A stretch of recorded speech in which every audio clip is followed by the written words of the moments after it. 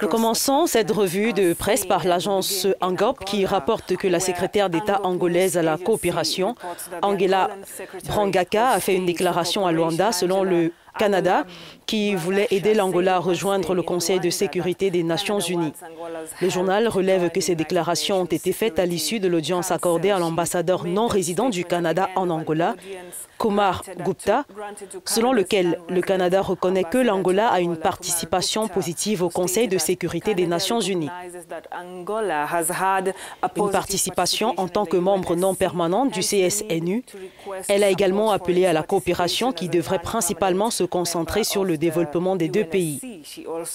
Son homologue angolais, d'autre part, a déclaré que la coopération entre les entreprises et les institutions rendra les relations de coopération des deux pays de plus en plus fructueuses et riches.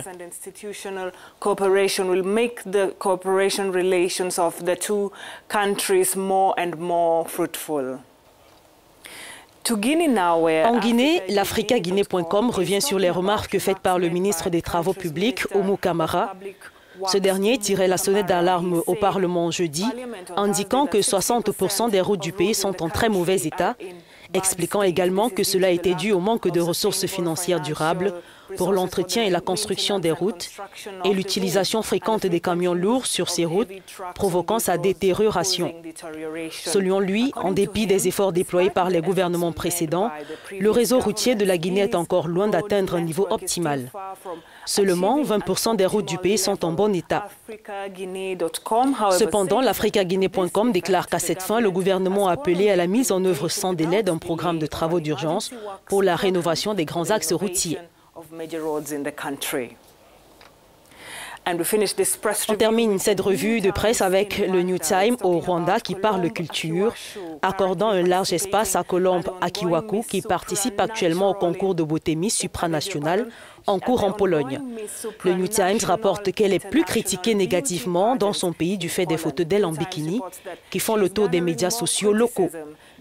Ses concurrentes à ce concours de beauté ont également participé à cette étape préliminaire du concours en maillot de bain le 21 novembre, où la reine de beauté portait le bikini. Colombe est critiquée parce qu'elle est la première participante rwandaise à porter un bikini lors d'un concours de beauté. Ces critiques prétendent qu'elle a violé les normes culturelles du pays en se montrant au monde entier. La ministre rwandaise des Sports et de la Culture, elle, a commenté la question en disant qu'Akiwaku avait probablement ses raisons d'avoir fait cela, quand bien même n'étant pas en accord avec les lois de la culture rwandaise. La grande finale de ce concours beauté a lieu aujourd'hui, ce vendredi.